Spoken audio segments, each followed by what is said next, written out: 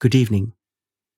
This is Sleep Chamber, the sleeping podcast. This podcast is beyond false and true. It's just words, and the purpose is for you to relax, zone out, maybe giggle a little, and then fall asleep. It is what it is. What happens, happens. And as for now, there is nothing you can do.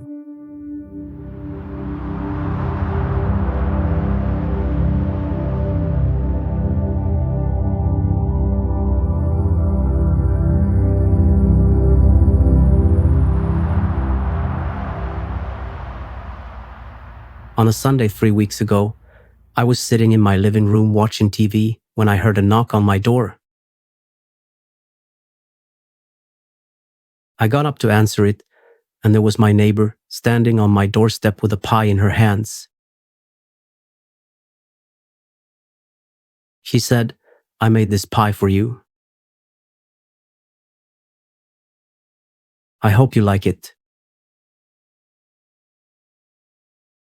I thanked her and took the pie from her. It was still warm from the oven. It was blueberry. I took a bite of the pie and it was really good.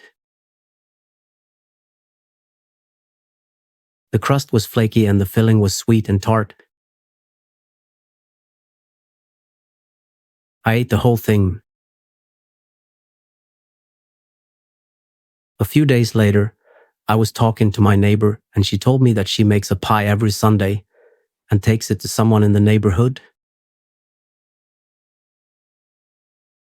We live in a big neighborhood, so that's a lot of pies. After I ate the pie, I fell asleep and I had a dream about a giant pie. The pie was so big that it filled up an entire room. I was standing in the middle of the room, surrounded by pie. Suddenly, the door to the room opened and a giant hand reached in and grabbed a slice of pie. I tried to stop it, but I was too late. The hand took a bite of the pie and then disappeared. I started chasing the giant out the door and down the street, but I lost him. I saw a goat walking down the street eating a slice of pie. I asked the goat where he got the pie, but he just kept walking and didn't answer. I saw a fountain that was pouring milk into a basin below. The milk was white and creamy, and it smelled faintly of roses. The fountain was made of marble, and it had a carved scene of a mother and child on the front. The basin was made of brass, and it was polished to a high shine. The milk was coming out of a small hole in the top of the fountain, and it was flowing down into the basin below. The basin was filled with milk, and it was overflowing onto the ground. A woman was standing next to the fountain, and she was watching the milk flow down. The milk was flowing down into a small stream that ran through the garden. The stream was full of milk, and it was flowing down into a larger pool. The pool was full of milk, and it was overflowing onto the ground. The woman looked at me and said, "What are you doing here, you little boy? You're too young to be here." "I'm here to learn," I said. I want to be a wizard like my father. Your father is a wizard, she asked, surprised. Yes, I said. He's the greatest wizard in the world. That's not true, she said. I'm the greatest wizard in the world. Prove it, I challenged. She smiled. All right, I will. She waved her hand and a ball of fire appeared in her palm. This is one of the most basic spells, she said. But it's still impressive, isn't it? I nodded. It was impressive. Now it's your turn, she said. Show me what you can do. I thought for a moment. I had been practicing my spells, but I wasn't sure if I was ready to show them off yet. But then I remembered what my father had said. He had told me that I needed to be confident in my abilities if I ever wanted to be a great wizard like him. So I took a deep breath and waved my hand. A ball of fire appeared in my palm, just like hers. Good job, she said, clapping her hands. You're a natural. Thank you, I said, smiling. Now let's see what else you can do, she said. And so I showed her. I did all the spells that I knew. And with each one, she nodded in approval. You are definitely your father's son, she said. You have a lot of potential. Thank you, I said, feeling proud of myself. I can teach you, if you want, she said. I can teach you everything I know. I would love that, I said. Go to the library, she said. I went to the library and found a book on the shelf. I took the book off the shelf and looked at the cover. The book was called The Cat in the Store, and I asked her to show me another spell. She pulled out a small book from her sleeve and began flipping through the pages. Aha, she said, finding the page she was looking for. This one is for protection. It's very simple, really. You just need a few ingredients. She listed off a few items and I took mental notes. Once you have those, just mix them together and recite this little incantation. She began speaking in a different language and I strained to catch the words. That's it. I asked when she finished. That's it, she confirmed. It doesn't seem like much. It's not supposed to be, she said. The more complex the spell, the more likely it is to backfire. Simple spells are much more effective. I nodded, understanding. Do you have any other questions? She asked. I thought for a moment. What about love spells?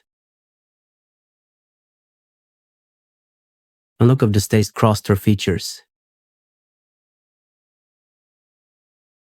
Love spells are a very tricky business. They can often do more harm than good. But you know how to do them.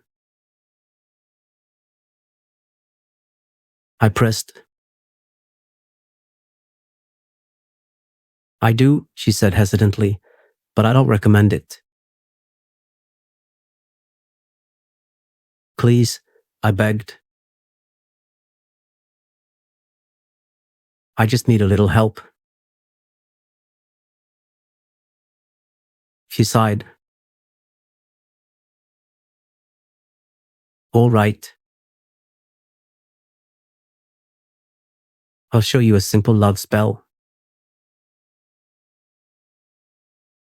But I'm warning you, it's not always effective. And even when it is, the results are not always what you want. I understand, I said. Good. She flipped through her book again and began reciting another incantation. This time, I was able to catch most of the words. That's it. I asked when she finished. That's it, she confirmed. It doesn't seem like much. It's not supposed to be, she said. The more complex the spell, the more likely it is to backfire. Simple spells are much more effective. I nodded, understanding. Do you have any other questions? She asked. I thought for a moment. What about smelly spells? A look of distaste crossed her features. Smelly spells are a very stinky business. They can often do more harm than good. But you know how to do them. I pressed. I do, she said hesitantly. But I don't recommend it. Please, I begged. I just need a little stench. She sighed. All right. I'll show you a simple smelly spell. But I'm warning you, it's not always effective. And even when it is, the results are not always what you want. I understand, I said. Good. She flipped through her book again and began reciting another incantation. This time, I was able to catch most of the words. Pet. I opened the book and started to read. I always loved magic, and this book was about a cat who could do magical things. I read the whole book and then put it back on the shelf. Then I went back to the woman and told her that I had found the book. She was very happy and said that I could keep the book. I asked her to show me another spell. She flipped through her book again and began reciting another incantation. This time, I was able to catch most of the words. This time, I was able to catch most of the words. I stared at the girl. What was she trying to do? I didn't know who she was, but I was certain that she wasn't a witch. Then why was she using magic? I was about to ask her, but before I could, she had already started chanting again. And this time, I could understand what she was saying. By the power of 3, I command thee. Suddenly, I felt a magical power surge within me. The girl was trying to use magic on me. I tried to resist, but it was too late. The next thing I knew, I was floating in the air. She made me fly. I flew over the village and looked down on the houses and people below. I even saw a group of lions playing soccer in a huge arena. One of the teams was called Titans of Leos and the other was called the Pumas. The Pumas was winning by a score of 3-1. I was having so much fun flying that I forgot to come down. I was up so high that I could see the entire world. I saw the sun rise in the east and set in the west. I saw the stars shining bright in the sky. I even saw the moon and the planets. I was so high that I could see the curvature of the earth. I was so high that I could see the entire universe. The universe is huge and it is so beautiful. I flew for so long that I got tired and had to come down. When I came down, the woman was gone, and I was back in my own body. I was lying on the ground, and I was surrounded by a group of people. They were all looking at me, and they were all very excited. I got up and I was feeling very strange. I was feeling like I had just flown. The woman had made me fly. Do it again, I said to her.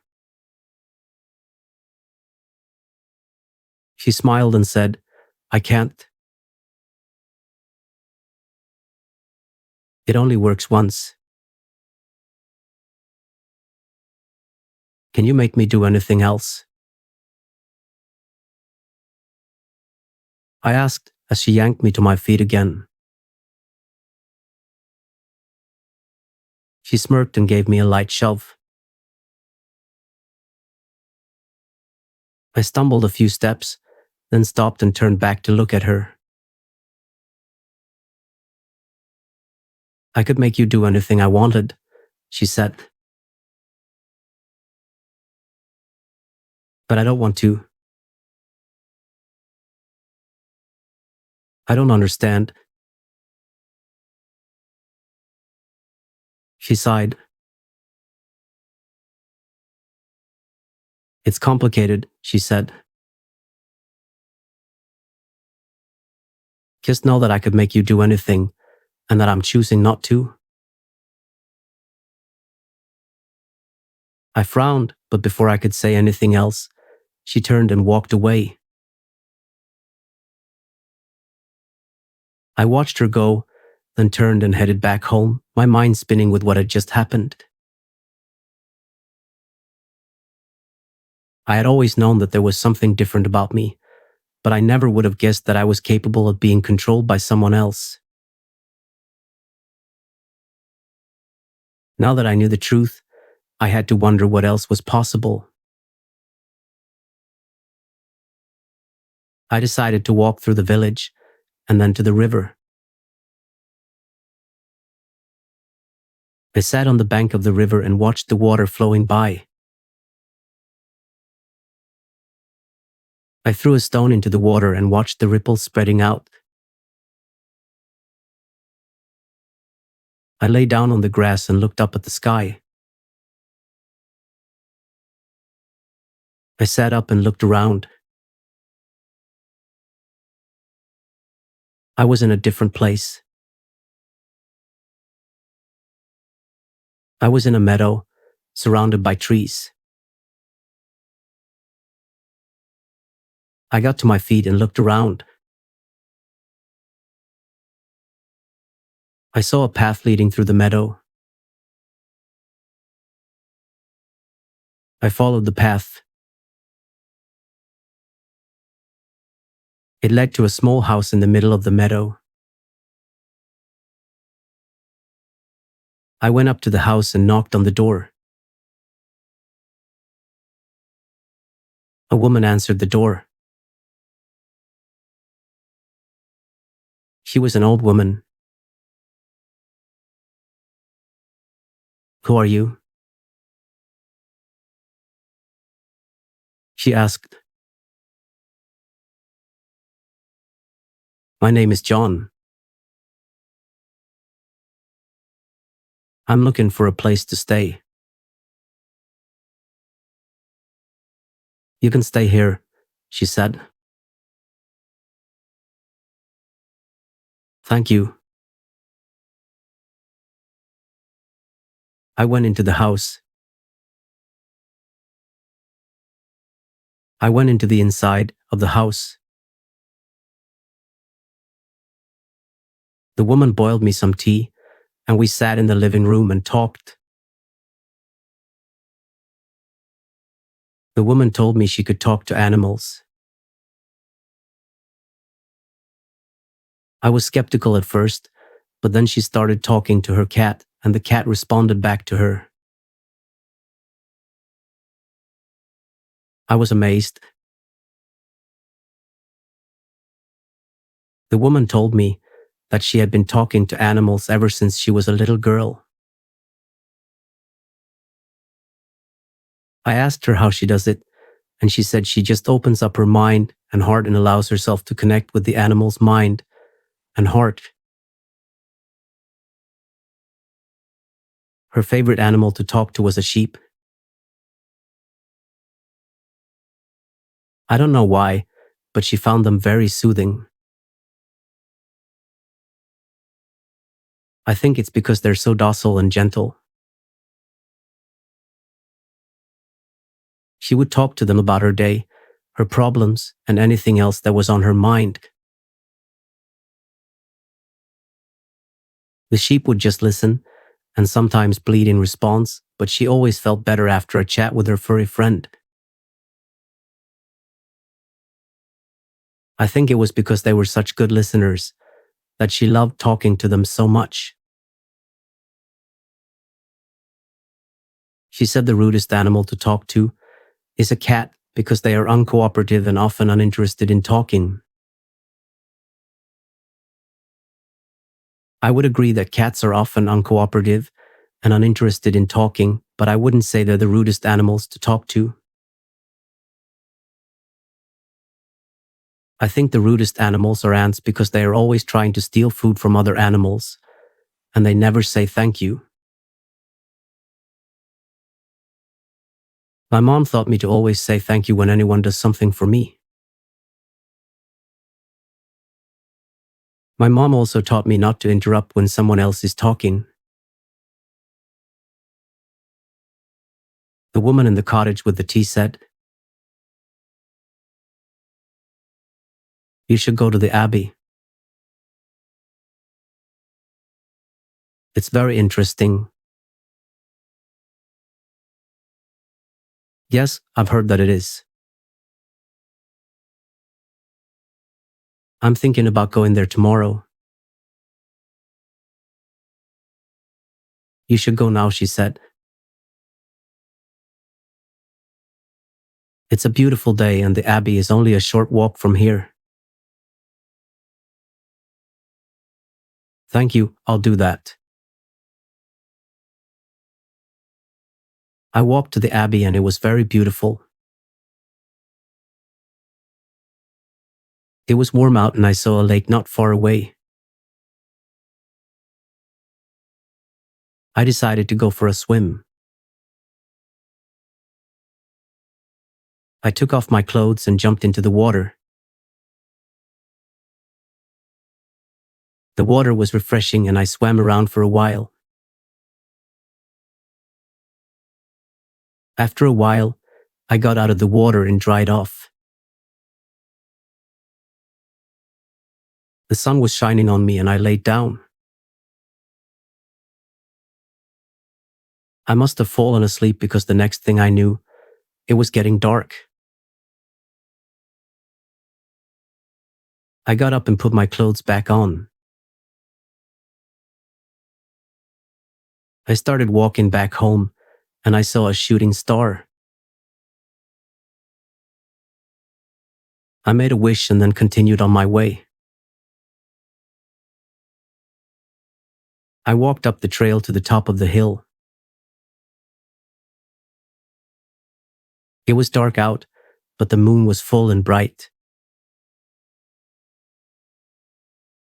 The trail was lit up by the moonlight.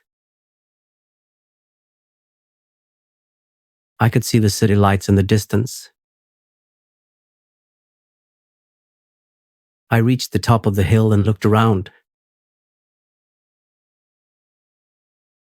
There was a beautiful view of the city from up there. I saw a little red house. A little red house feels like home. A cat walked up to me and rubbed against my leg.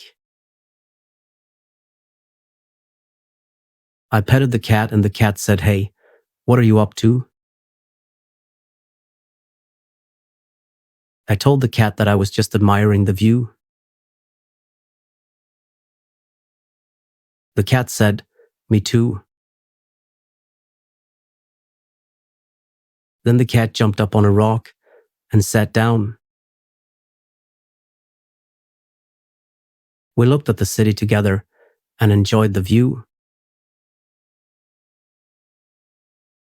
When I woke up, I was back in my own bed. Have you ever felt like a dream was more than a dream?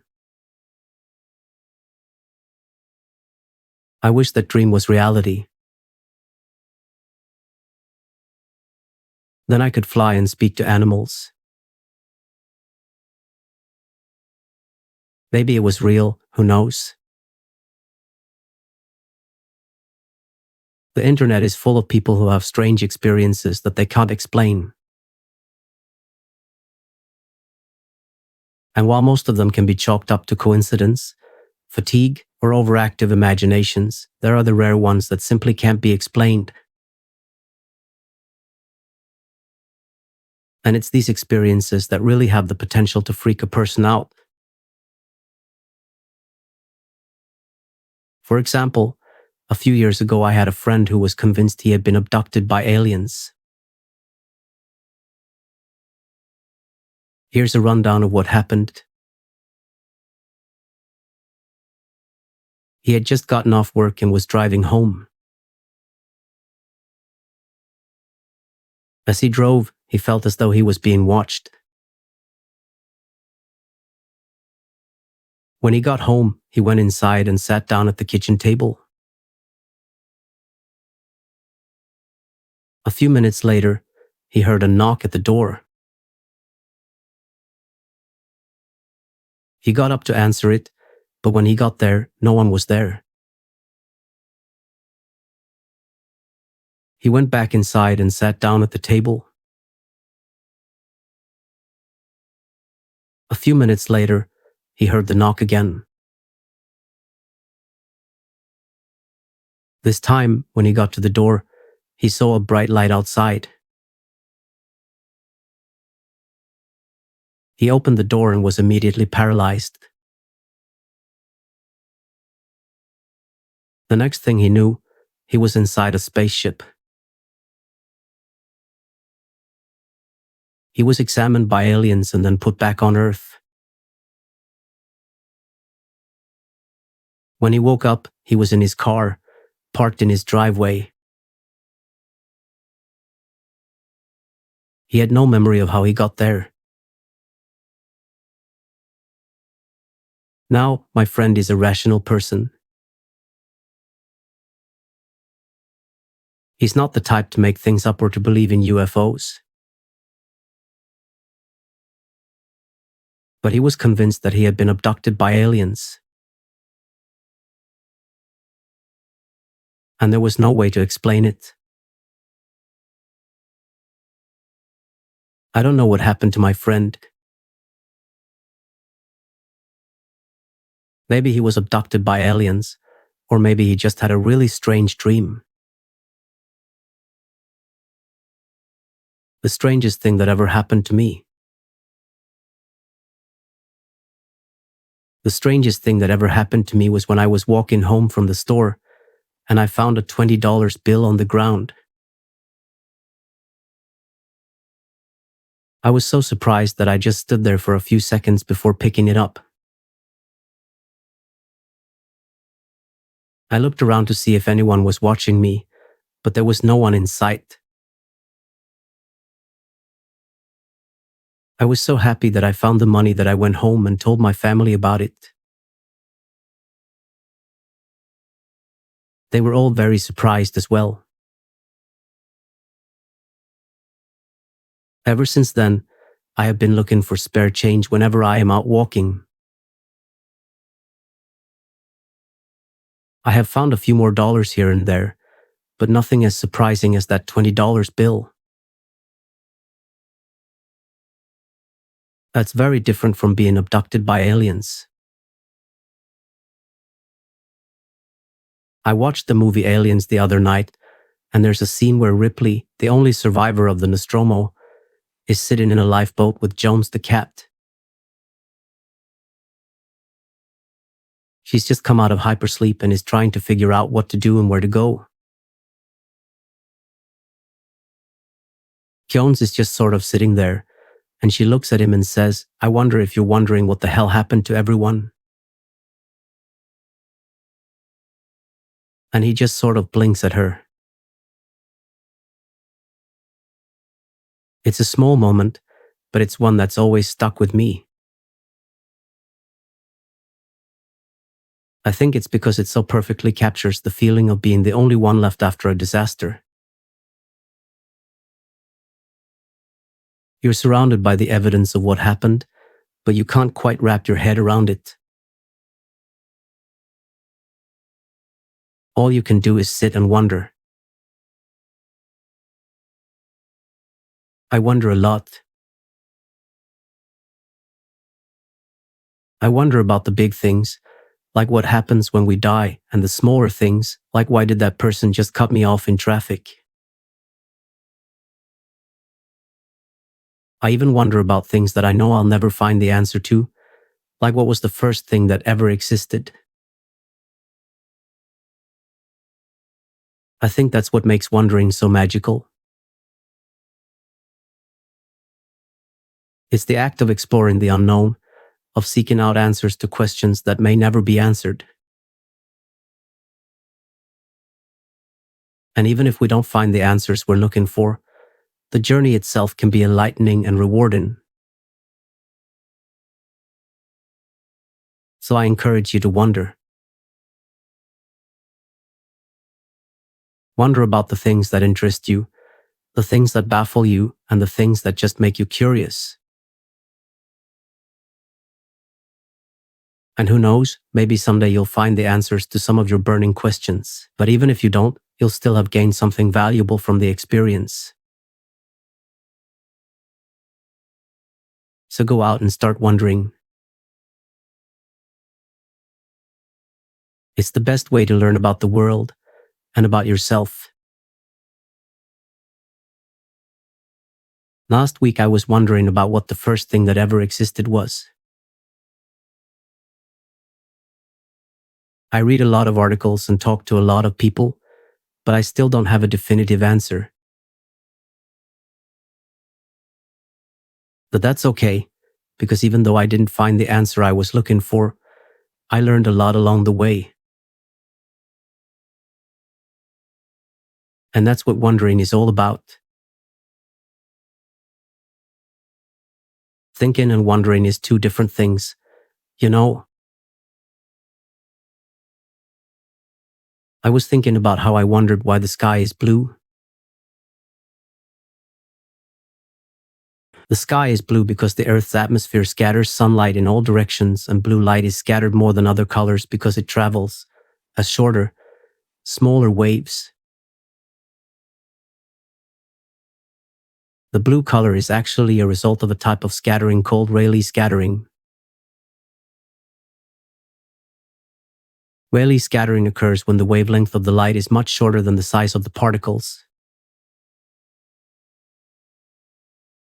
In this type of scattering, the particles scatter the light in a random direction. The amount of scattering depends on the wavelength of the light and the size of the particles. Blue light is scattered more than other colors because it travels as shorter, smaller waves. The color blue is kind of poetic. It has this vastness to it. And also there's this thing called the Tyndall effect.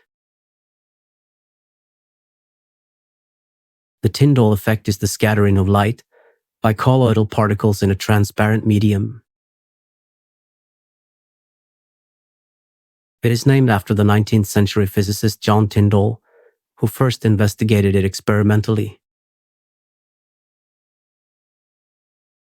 The effect is commonly seen when a beam of light shines through a glass of milk or a solution of colored dye. The scattering of light by the milk particles makes the beam visible. The color of the light that is scattered depends on the wavelength of the light and the size of the particles. Blue light is scattered more than other colors because it travels as shorter, smaller waves. So the blue light is scattered in all directions by the tiny milk particles. The milk appears blue because the blue light is scattered more than the other colors. My science teacher once said, "There's no such thing as a stupid question, only stupid answers." This has always stuck with me because it's true. There is no such thing as a stupid question, only stupid answers. If you don't know the answer to something, that's okay. Just ask a question and get the answer. Don't try to fake it or act like you know when you don't, because that's when you'll end up looking stupid. The word stupid is kind of stupid. It's not a very nice word to use to describe someone. Maybe we should change the word. How do you change a word? Is it a committee that takes that kind of decisions? If I was a part of that committee, I would vote to change the word. I would make up a total new word to replace it. Or we could just stop using that word altogether. I think that would be the best solution. I was in a commit once where a member of the audience kept asking the same question in different ways. He was very disruptive and it took up a lot of time. The chair of the committee said to the person, "I think we've got your question. Would you like to ask it again?" The audience member said, "No, I don't think so." The chair said, "Good, then we'll move on." We kept discussing and the audience member kept interrupting with the same question. The chair said, "I'm sorry, but we're going to have to ask you to leave."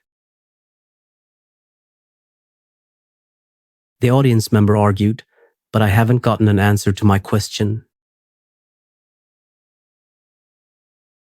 The chair said, "I'm sorry, but we're not going to be able to answer your question. We've already discussed it and we're moving on." When I was 5, I proposed to my neighbor.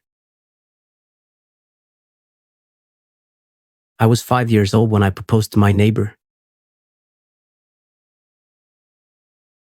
We were playing together in the yard when I suddenly declared that I wanted to marry her. She said yes, and we ran to tell our parents. They were both amused and pleased. We had a fake wedding in our backyard a few days later.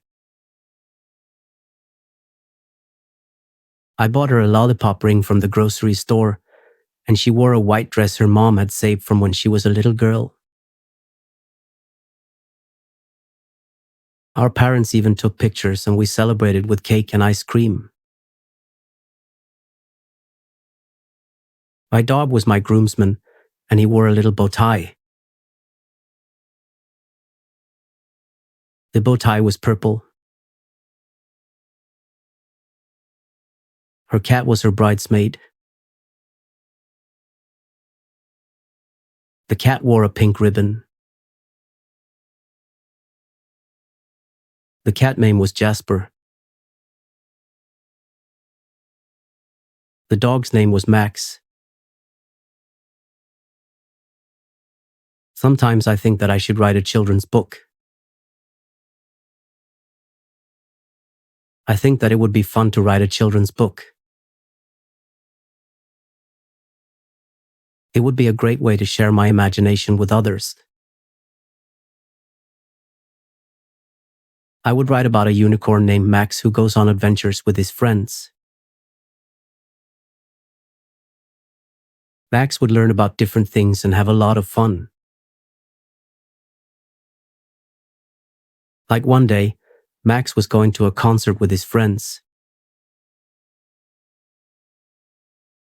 But on the way there, they got lost. They ended up in a magical forest where they met a fairy. The fairy said, "We will help you on your quest, but you must first complete a task for us." You must collect 100 small rocks and bring them back to us. Max said to the fairy, I will do your task, but I need your help too.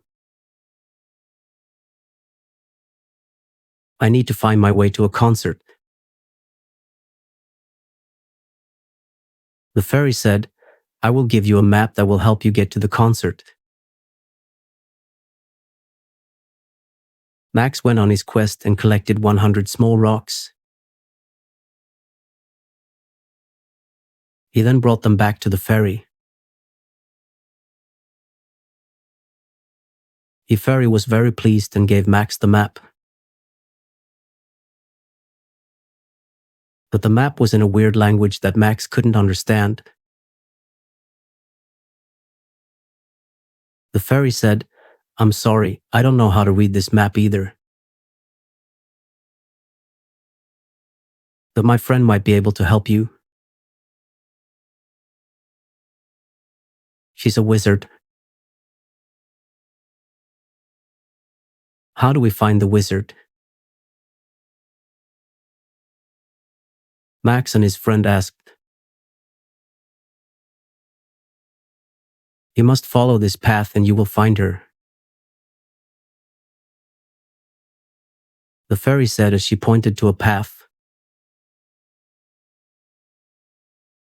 Max and his friend followed the path. They got to a waterfall and there was a castle behind it. They went into the castle and ran into a girl that looked like a princess. She asked them what they were doing in her castle. Max told her that they were looking for a wizard. The princess said, I am the wizard you are looking for. I can help you read the map. Max asked, are you a princess and a wizard? Yes, she replied. I'm both. The princess took the map and started to read it. She told Max and his friend that they needed to take the path to the left of the waterfall.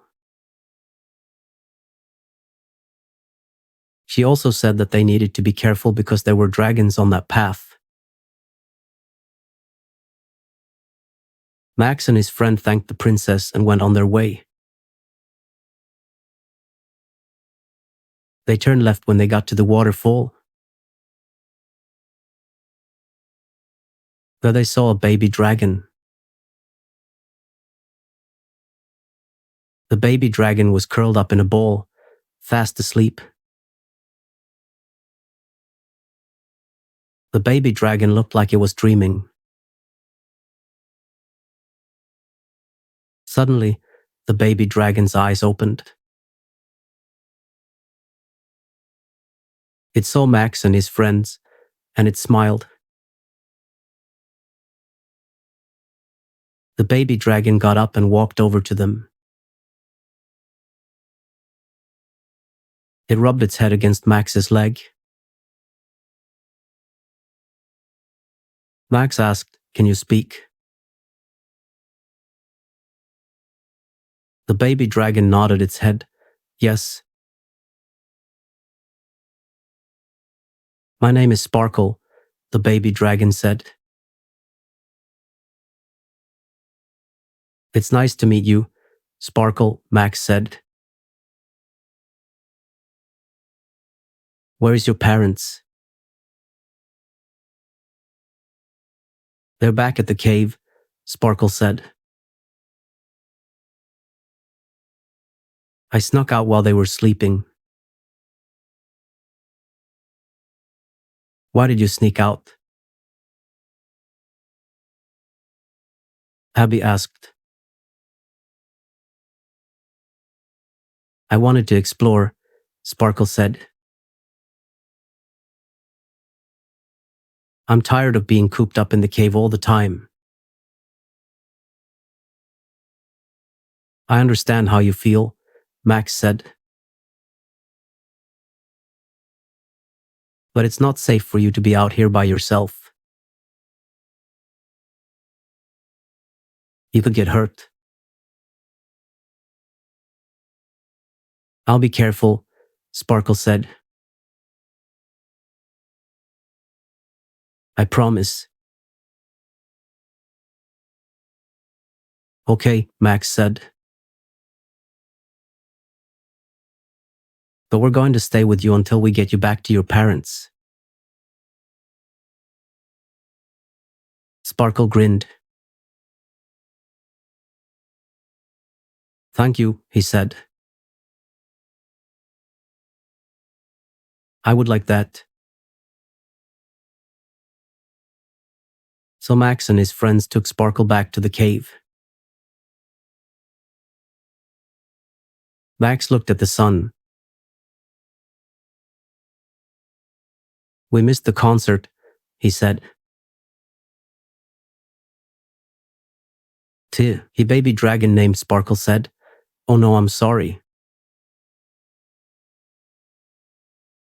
It's okay, said Max. We can always see them another time. The book would be called When Max Met Sparkle. Did I ever tell you about the time I went rock climbing? It was a couple of years ago when I went rock climbing for the first time. I had seen pictures of people rock climbing before, and it looked really cool. But I had no idea how challenging it would be. I remember getting to the top of the rock face and feeling so accomplished. It was an amazing experience, and I've been hooked ever since. I've gone rock climbing a few times since then, and I'm always looking for new and challenging routes to try. My next challenge might be to learn how to surf. I'm also interested in learning how to play the drums. I would like to learn how to play the electric guitar as well. I'm also interested in learning how to cook new dishes. Once I cooked a 3-course meal for 8 people and it turned out great. I want to learn how to make sushi. Maybe I should go to Japan to learn. I could move there for a year or 2 and really learn the culture and the language.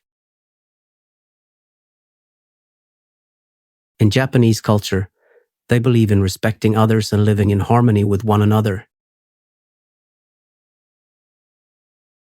They also believe in hard work and perseverance, and that everyone should contribute to society. I would contribute by making sushi for everyone. Making sushi is kind of an art form, and it takes a lot of practice to get it right. So, I would put in the hard work to make sure everyone enjoyed their meal. I remember the first time I had sushi. I was about 10 years old, and my family was out at a sushi restaurant in our town.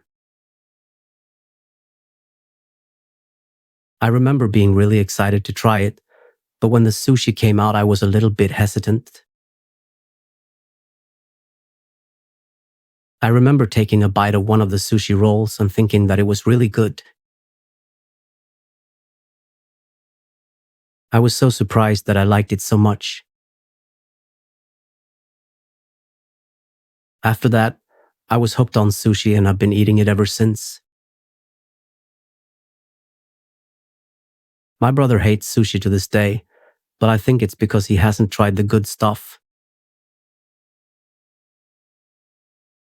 If he ever decides to give it another chance, I'll be sure to take him to a nice sushi restaurant. I'm sure he'll love it just as much as I do.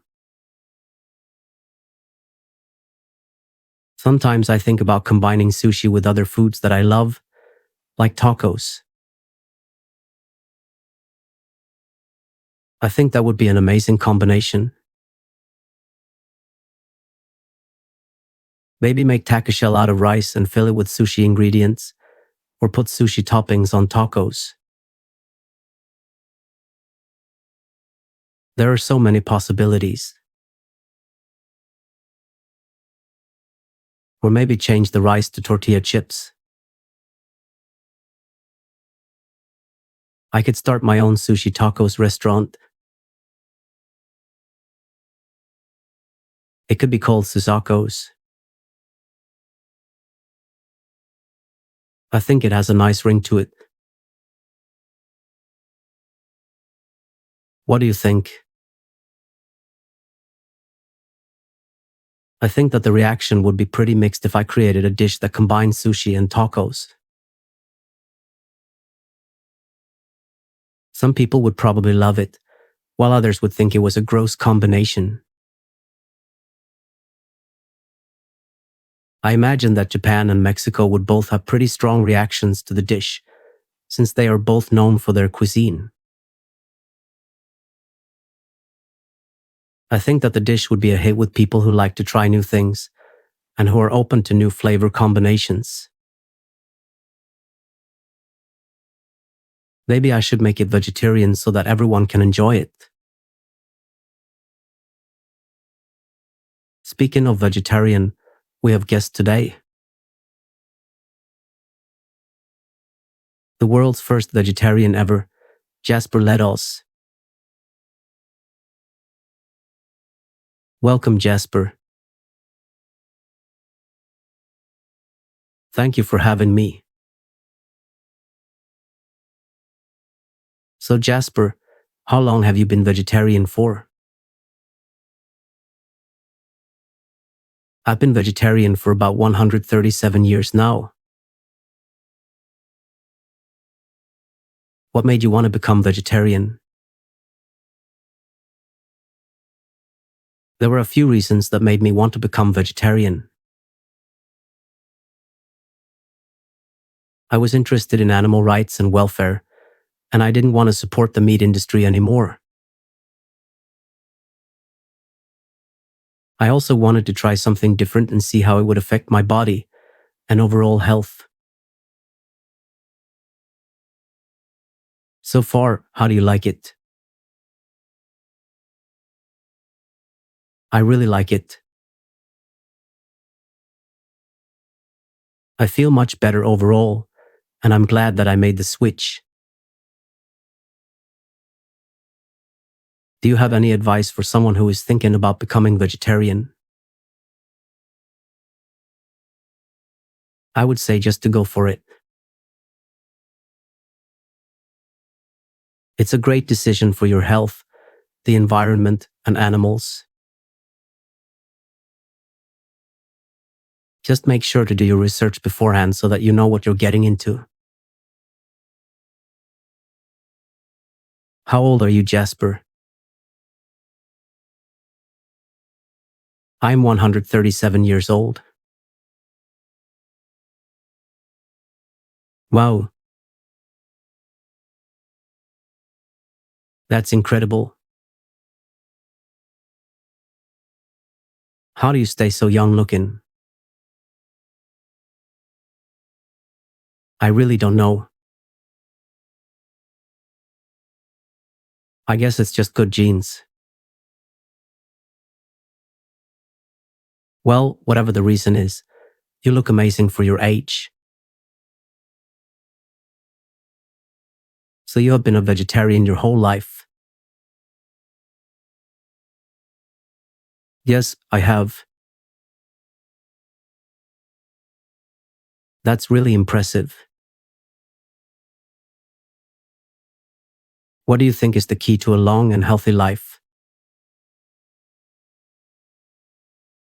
I think the key is to just live a healthy lifestyle overall. Eating healthy exercising, and avoiding stress are all important factors. Avoiding stress is key for a healthy life. When you are stressed, your body releases a chemical called cortisol, which affects your immune system, blood pressure, and metabolism. In order to reduce stress, you should try meditation, yoga, or any other relaxation method. This will help you reduce stress and live a healthy life. One of the best ways to keep yourself healthy is to eat a balanced diet.